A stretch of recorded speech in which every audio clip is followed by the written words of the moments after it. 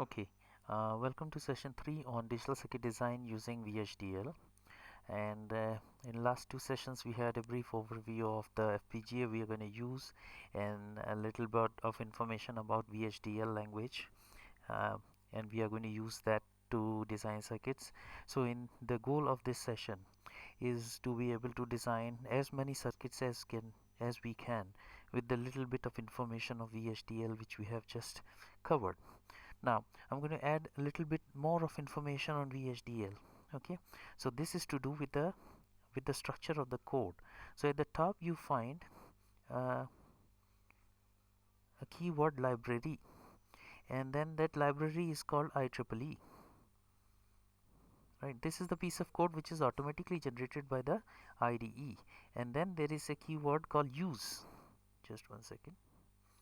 So there is a keyword called use, and then you write here the package which you want to use. So from this library IEEE,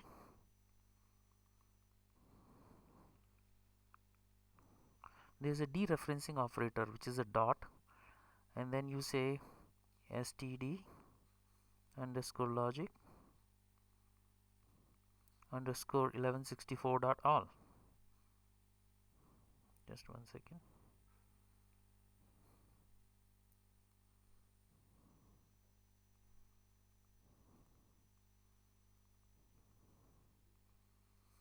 Okay, so what does it mean? Okay, so there are let's say there is an external library called IEEE. This has a variable, a data type which is called std underscore logic.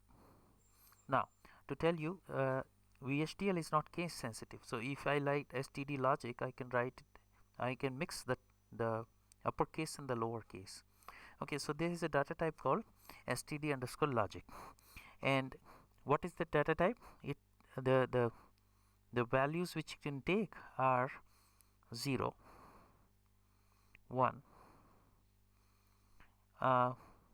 x, z. So x stands for unknown, z, then you have got high, then you can have low, then you can have weak, right? So 1 2 3 4 5 6 7, and then you have got underscore. So these are the values which a data type called std logic can take, any one of the values. And note that there is a inverted, there is a single quote. Single quote is to distinguish this 0 and 1. So this 0 and 1 is basically an integer, right? So to distinguish it, we are going to use a single quote 0 and single quote 1. Similarly, there is a package. So this IEEE library is not implicitly visible to your code. So you have to say at the top IEEE library use IEEE.std underscore logic underscore 1164.all, means include all what is in the package std underscore logic underscore 1164. So that's, having said that, there is another library which is called a standard library, and with the same name there is a package called standard. Okay, in that there is a data type which is defined, which is called bit, and this bit can take values which are only two binary values, 0 and 1. Okay, so this library is implicitly visible to your code, so you need not put it at the top as two lines, right? Similarly, there is a local library called work, and this work would also be visible to all the codes implicitly, so you don't have to specify. In session 1 I used another library of my own which I called as mylib. Now this library is not going to be implicitly visible, so wherever you use components from this library, you will have to put at the top of your code library mylib, use mylib.packagename.all, or any particular component you want to use from that library. So this is about libraries. Okay, next thing is, okay, next thing, important thing is, what is a statement? Okay, so all the statements which are inside the architecture, okay, so the way you write is So let's define this again. So way you write it is the keyword entity followed by the name of the entity. So let's say it is going to be again full header. So again it is case insensitive, so you can write like that, is, and then you will say port, and then you will say open bracket, and then you will write the ports as A comma B comma C in, and then semicolon, or sorry, colon, and then you will say the mode of the port, either in out or in out, and then you're going to say the type. So the type can be std underscore logic, right? And then if you want another thing to be defined, you put a semicolon and you can say sum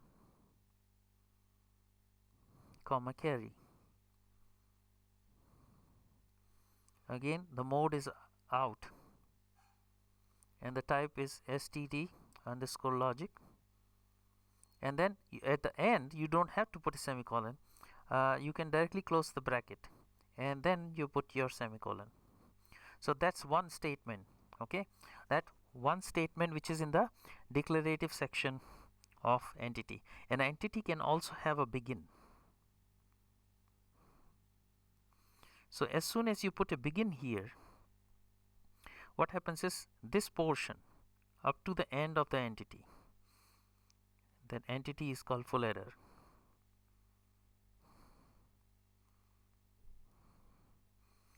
Okay, up to this line, this is called the body of the entity.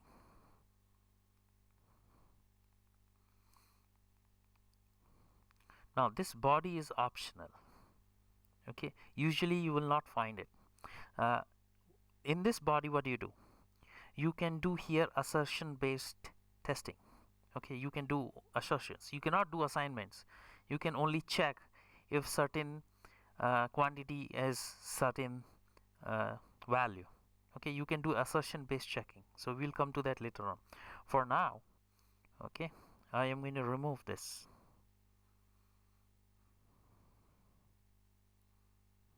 Okay, so hit delete. Okay, so now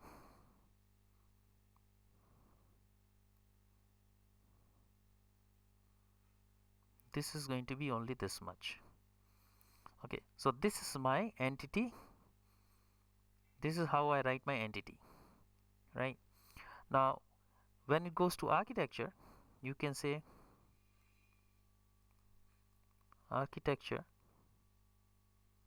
FA, so this should be black colored, sorry, FA of, again of has to be below, of full header, right? Now this is case insensitive. Is, and then you can write begin, right? You can write begin. Okay, so this section is called declaration section. Okay, what can you do in the declaration section? You can declare a signal, as we have done in the previous session. We can declare a signal. You can declare a function here. You can declare a procedure here. You can declare a component here, but you cannot declare a variable. So you have to be sure, and I'll tell you what's the difference between signal and variable in a second. Okay, so this is what you can do here. Next is, this is the body of the architecture. So this is the body. Okay, so in body there is going to be only concurrent statements. There cannot be any sequential statements inside it. So what do you mean by the concurrent statements? I'll tell you. So let's just write this out. So at present I don't need this and this. Okay, so over here I can write sum is assigned, sorry, it should be blue color. Sum is assigned A XOR B XR C in, sorry. So this is sum, and then I can say carry is assigned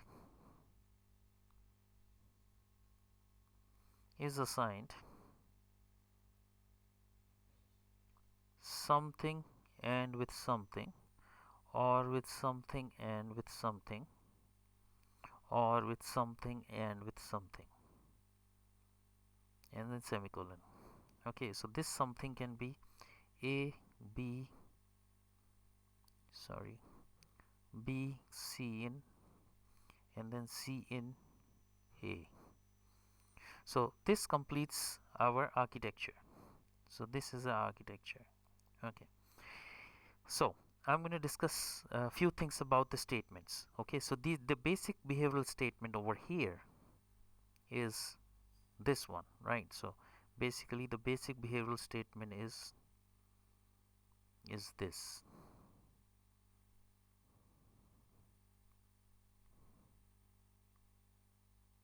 Okay,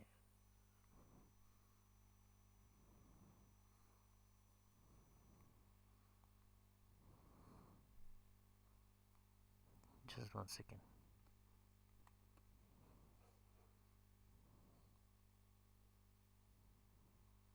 Can't I just move it?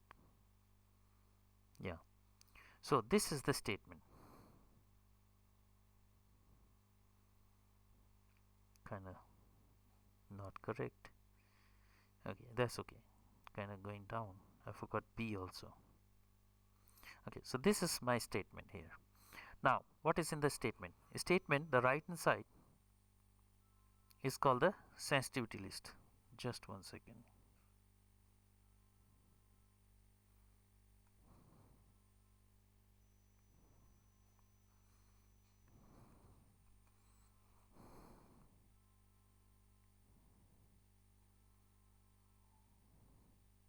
The pause is not working. Okay, so I'm sorry about that. Okay, so what's on the right hand side are the signals. Now this signal list is having A, B and C in. This is also known as the sensitivity list. Okay, so what is happening is, if there is an event on A, B, C in, or any combination of these signals, then this statement is going to execute. Okay, and what is going to do in execution? It is going to evaluate what is the outcome of this expression, right? And it is going to assign that new value to sum, right? So now, okay, so now let's see what's happening. Okay, so A, B, C is the sensitivity list. Okay, so anything happens there. So what's an event? Okay, so if there is an event, so the question comes is, what is an event? If the value of A changes, that will be called an event on A. So change in the value is called an event, right? But if a certain signal is evaluated, that will be called a transaction. So you should understand the difference between an event. Event is the value of the signal changes, and transaction is that signal value is evaluated. That's called transaction. Now the evaluation may not result in a change in value. So whenever there is a change in value, that would be regarded as an event. So if there is an event in any of the signals which are in the sensitivity list, then the execution or evaluation of the entire expression takes place, and the value is assigned to the signal sum. Okay, now this assignment is not immediate. Okay, there is a delay associated with this assignment. Now there are three kinds of delays. Okay, one is called the inertial delay. Okay, the second one is called the transport delay.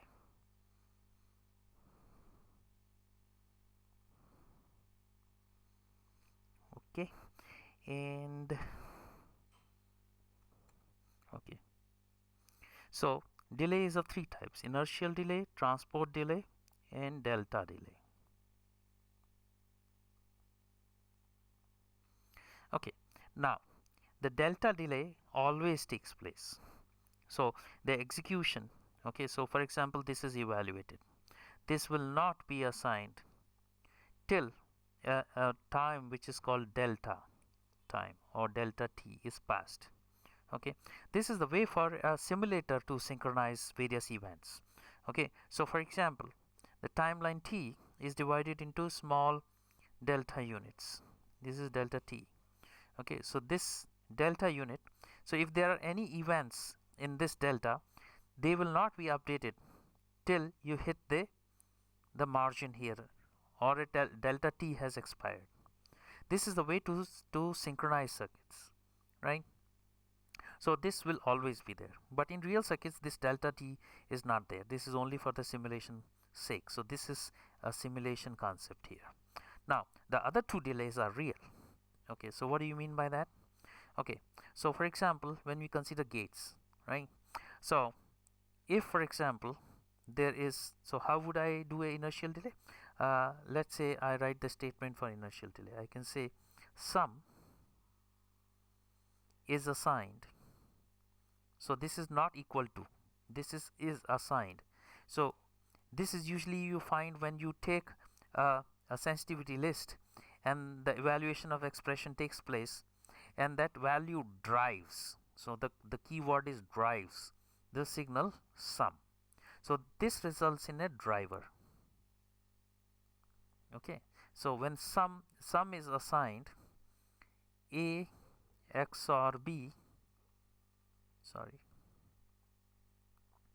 XOR b XOR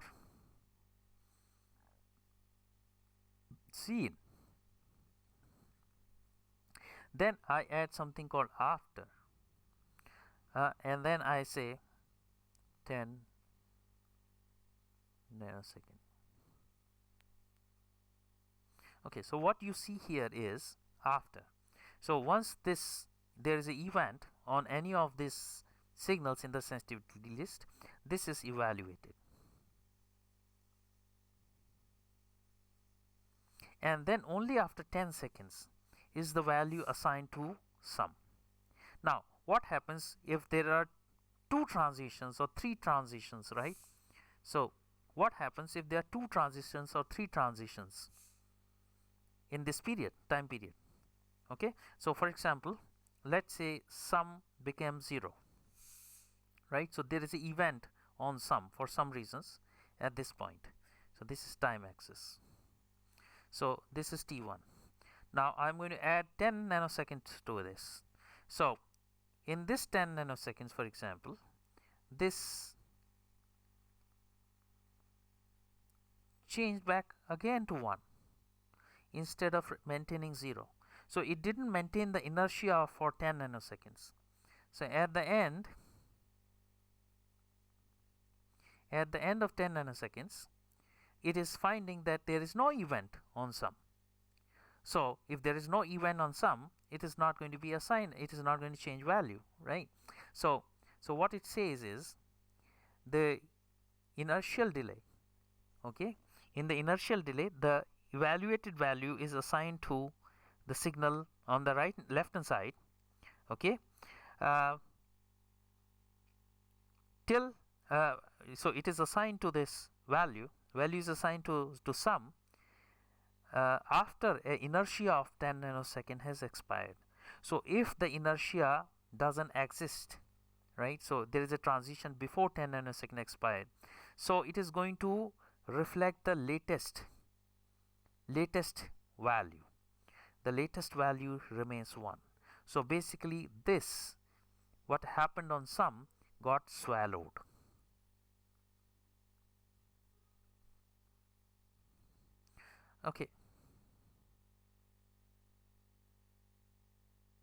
Okay, so this transition or this event on sum was swallowed because it didn't survive the inertia of 10 nanosecond. It changed back. Okay, so a transition has to survive an inertia of 10 nanoseconds before it comes into effect on the signal. If it doesn't, then that change is swallowed. So basically the event which is the latest close to the expiry of 10 nanosecond, that value is going to preempt all other values before that. So this is what happens in gates, right?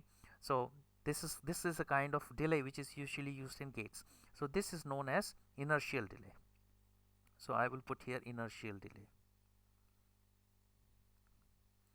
And this delay is usually in case of logic gates. Now, what happens if I have another scenario? In this scenario, okay, there is a transition at T1. So there is a transition at T1, then there is a transition back, and then there is another transition like this, and then back again. So how it's going to do is, let's say the 10 nanosecond expires here for this one. So this is 10 nanosecond. Okay, so what is the output going to do? The sum, actual value of sum, is going to be updated to here, and here the value would be this transition. Now after another 10 nanosecond from this point, another 10 nanosecond, right? It has, so basically here it will go down. Just 1 second. So what's going to happen is, at this expiry of 10 nanosecond, this will go down. Okay, then when you come to another 10 nanosecond here, it will go up. So what's happening is that the event is stacked. So the output responds to every transition. Every transition is stacked. Okay, so the timer starts at wherever there is a transition or an event. The timer starts from there for 10 nanoseconds, and then it is going to reflect the change. Now if there is another change within that 10 nanoseconds, it is going to be stacked. So after 10 nanosecond, there will be another transition reflecting the transition here. Okay, so this way it is stacked. So this kind of delay is called transport delay.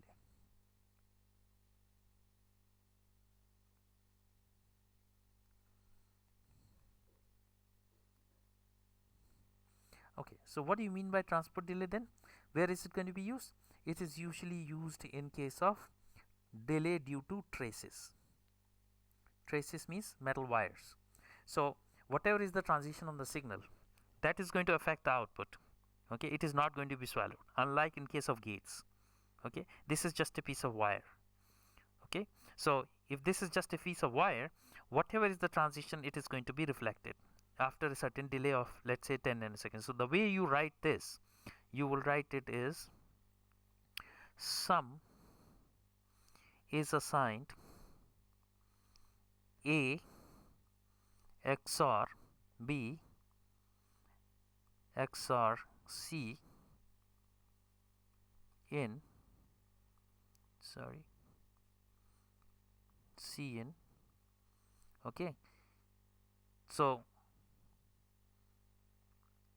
here you will like to write it like this: sum is assigned, and then there is a keyword here, transport. Okay, so transport is the key here. I'll write this again.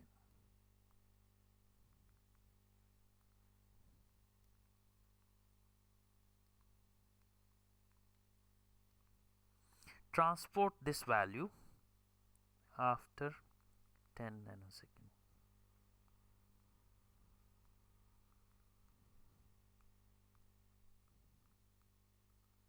Okay, so the keyword here is transport.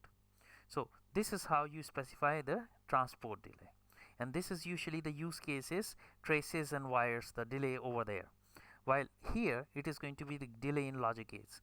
In case of inertial delay, if there is a transition in the period of the inertia, which is specified over here, then that is going to be swallowed, and whatever is the latest before the inertia expires, that latest value is going to be updated. So that is called the inertial delay. And this one, where every transition, the output responds to every transition after a certain delay, that will be called as the transport delay, and that's how you write it. So there are three delays here: delta delay, which is basically for synchronization of the tool, so it has nothing to do, it doesn't have any implication on the circuit performance. Okay, then there is inertial delay, which is how the logic gates are going to work, and then there is a transport delay, which is how the traces are going to work. Okay, so this is a simple behavioral statement. Okay, so this we call as a behavioral statement or a data flow statement. Now, a behavioral statement can be based on conditions. Okay, and there are two variations of it. Okay, so let's say that in case of behavioral description, what did we have here? We said sum is assigned.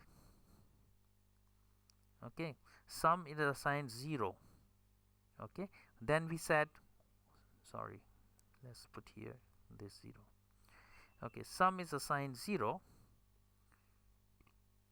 You have to put in the inverted quotes when. So when is a keyword. When select, if you remember, we generated a signal from concatenation of 3 signals. Okay, this was select is assigned, and then we had bracket, and we put here A comma B comma C. So this is called concatenation. You can convert 3 signals. For example, you can convert n number of signals into a vector. So this is called concatenation. So I can say when select is equal to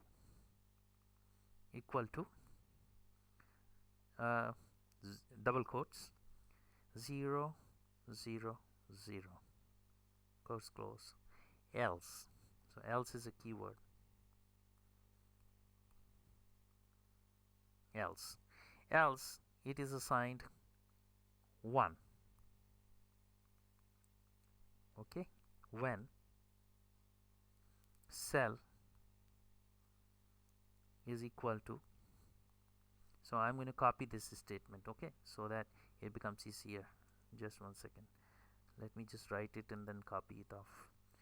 This is equal to 0 0 1 else. Okay, so this statement I need to copy.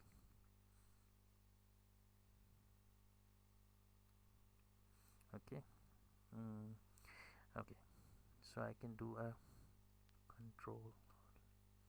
Just one second, let me see if I can include this also. No, it is not allowing me. No, it doesn't allow me second one. Okay, fine, let's do this again.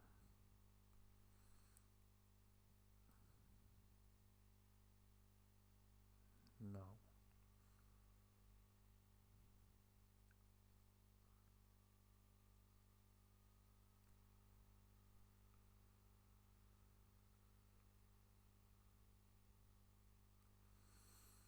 Okay, control V. Okay, so I'm going to add 8 inputs like this, right?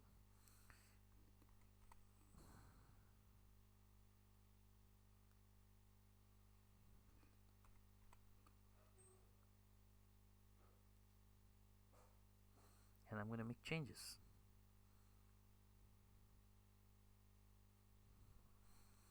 So these are 5 of them. Just bear with me. So this is 7 of them, is it? Okay, so now let's make changes to this.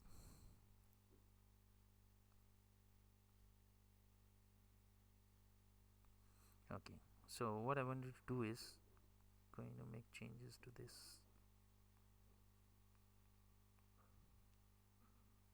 So this is 0 0 1, so this one has to change. Okay, just bear with me, I'm not used to this software for text. Okay, let me make sure I'm recording it. Yes, I am. Okay, so this will be 0 0 1, sorry,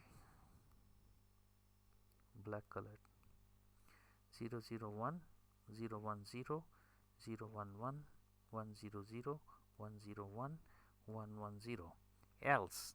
Okay, so this is going to be 1, this is going to be 1, this is going to be 0, this is going to be 1, this is going to be 0, this is going to be 0, and the remaining thing is going to be 1, which is for a case cell equal to 1 1 1.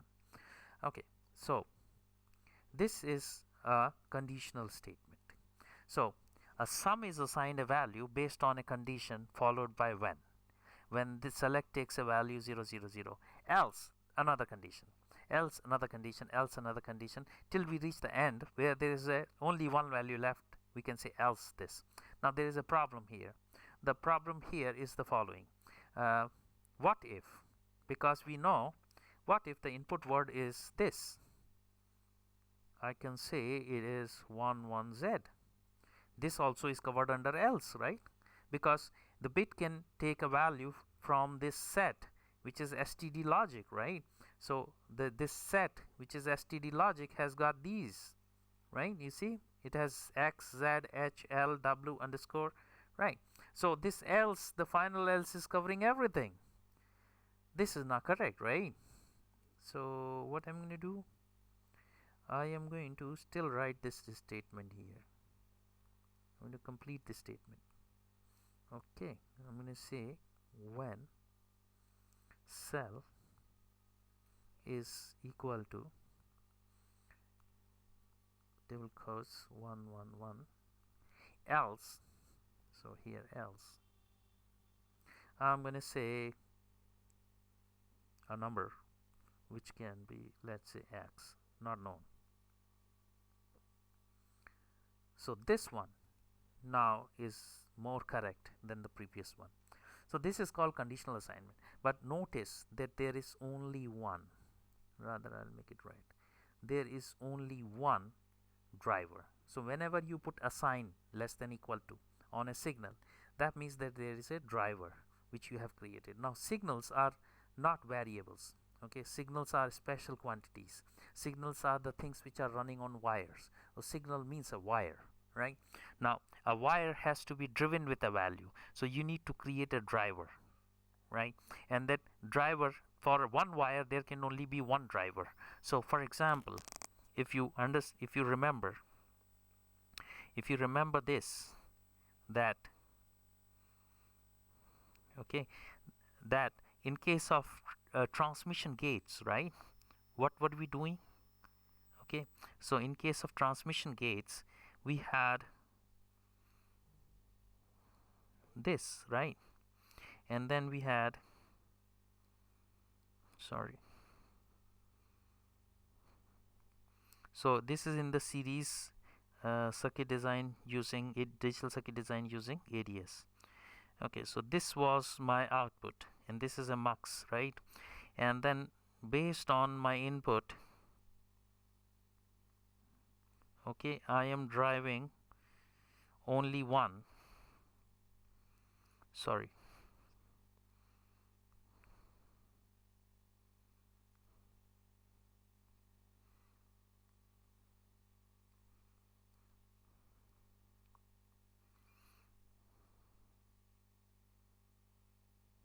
okay, so based on this select input I am working with I0, I1, and that goes to output. So only one path is enabled, the other path is in high impedance, right?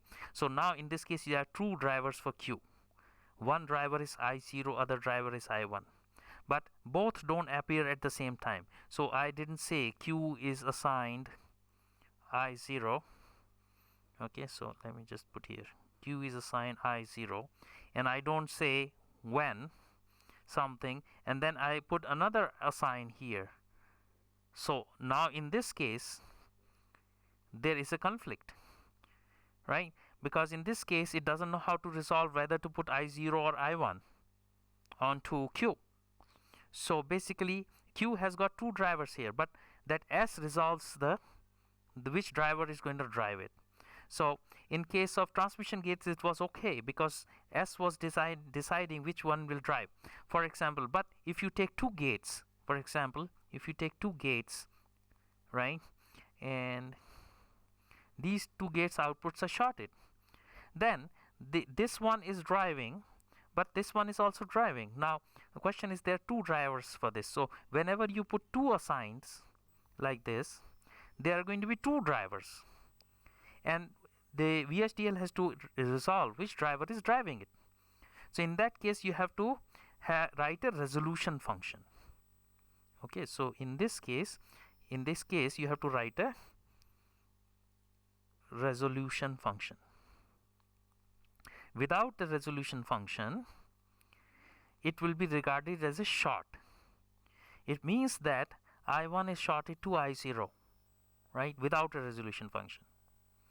Okay, or what may happen is, the set which you see over here, this set has got 8 values, and the priorities goes as the highest priority of 0 and the lowest priority of don't care. So what are the members of this set? 0, 1, unknown, high impedance, high, low, W is weak, and underscore is don't care, right? So member on the left hand side will be higher priority than the right hand side member, right? So that may be how the resolution takes place when there are two or more drivers. So this you have to be careful that this is a single statement. There has to be only one driver. You cannot put more drivers here. So the common mistake people do is, every line they are going to put one assign. So that many drivers you are creating, but it's only a single statement. So that is an error. You cannot do that. So this is referred to as conditional assignment. Okay, now this is a behavioral statement. So there is a simple assignment. So what you see here is a simple assignment, and what you see here is a conditional assignment. Okay, so this is a simple assignment. Simple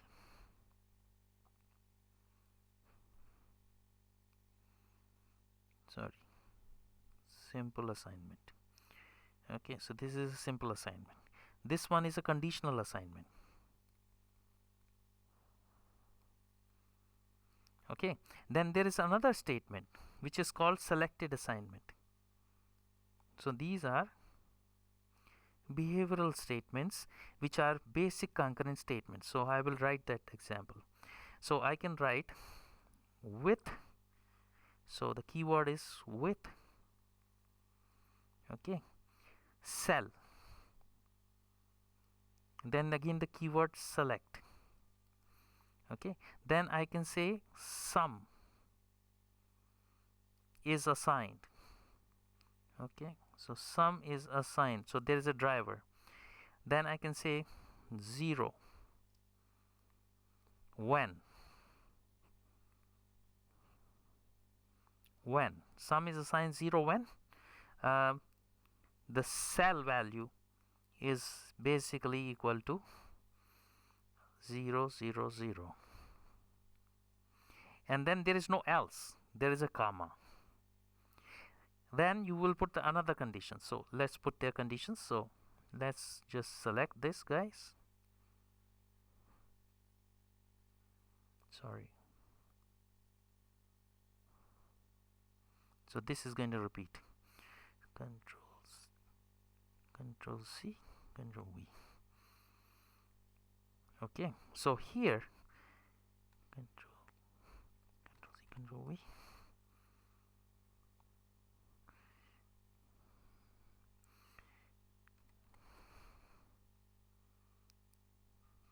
Oh.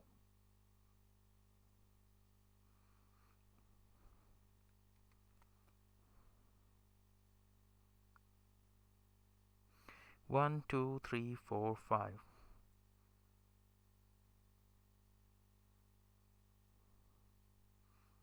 Oh, what happened here? Control Z. Oh, there is a change in the page here. Sorry. Okay, so I will have to erase this.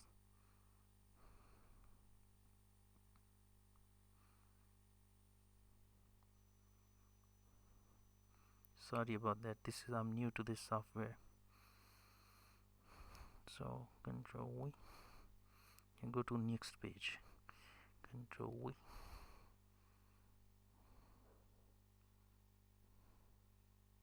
Okay, 0 1 2 3 4 5 6. Oh my god.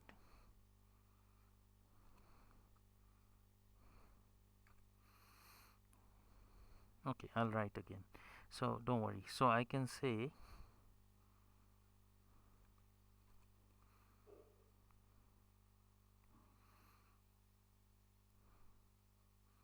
so this is going to be, so let me just write this statement so you will remember later on.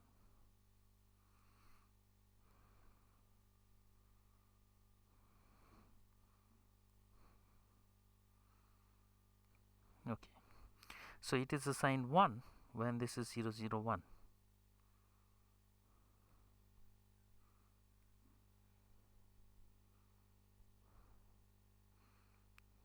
What is happening? Here we are.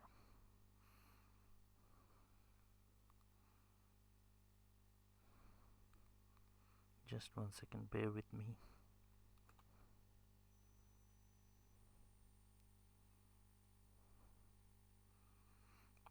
Things are messing up. 0 0 1. Then I can say this is 0 1 0 0 1 1 1 0 1 1 1 0, and so in this case it is going to be 1. In this case it is going to be 0. In this case it is going to be 0.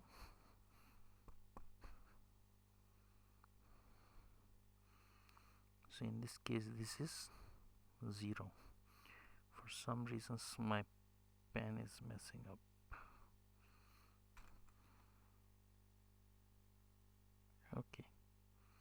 Okay, so what I was saying was this is assigned 0 when this is 1 0 1, 0 when 1 1 0, 1 when this, and then this last statement, okay, that becomes important, when others. So all other conditions are covered here. Okay, so this is called selected assignment. In selected assignment, okay, you do not have to put else, you put commas, right? And then the last statement is the last else. Instead of that you have got when others, right? So this is called selected. So there are only 3 behavioral statements which you are supposed to know: simple assignment, conditional assignment, and selected assignment. We have also talked about there are 3 delays. One is called delta delay, which is for synchronization of the simulator. Then there is something called inertial delay, which is in the gates, and then there is a transport delay, which is in case of traces or wires. Okay, so now this also introduces us to a vector, right? So in earlier case also we have used something called vectors, right? Okay, so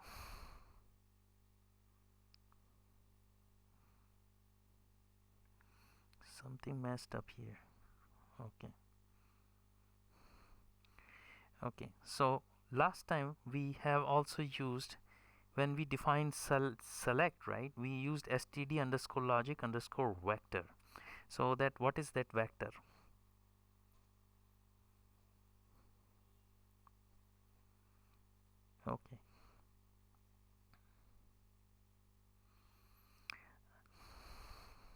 Okay, so std underscore logic underscore vector. Okay, and then what you do is you define the vector. Okay, vector can go from 0 to, let's say, n. So 2 is a keyword here. 0 to n, right? So there are 2 ways of doing this. 0 to n means that there are n plus 1 vectors, right? And they are going to be indexed from 0 to n minus 1. Okay, so this is the what you call a composite data type. Okay, this is a vector, this is an inbuilt what you call array. Okay, this is the probably the only one. Okay, so the next thing which you can write is, you can write it differently. You can say std underscore logic underscore vector. You can write this as n down to 0. Down to is a single word. Okay, so this is also a vector, but the first index is going to be now n, and then the last index is going to be 0, and the total width is n plus 1 of this vector. Okay, so now if you have these signals bunched up like this, okay, so what did I say in the last one? I said signal select, okay, is std underscore logic underscore vector. Then I said 0 to, let's say 2, so 2 is a keyword, 0 to 2 bracket close in this. So now this is a 3 signal vector, right? So now this would also be called a bus. What is a bus? Actually, bus is nothing but a bunch of wires, and each one has a driver, right? So each one has a driver driving it. Now if these drivers can be switched off, then all these buses are going to be in high impedance state, right? So this bunch of wires with the driver switched off and all the wires in high impedance state, this is known as a bus. And this concept becomes important when we really talk about communication on a bus, right? Okay, so having said that, this is a lot of what you call just the concepts. Okay, what I want to see is the total duration. Okay, so I'm going to stop this lecture over here, and the next session we are going to put this to use in Vivado, right? So for now I am going to say that this is the end of session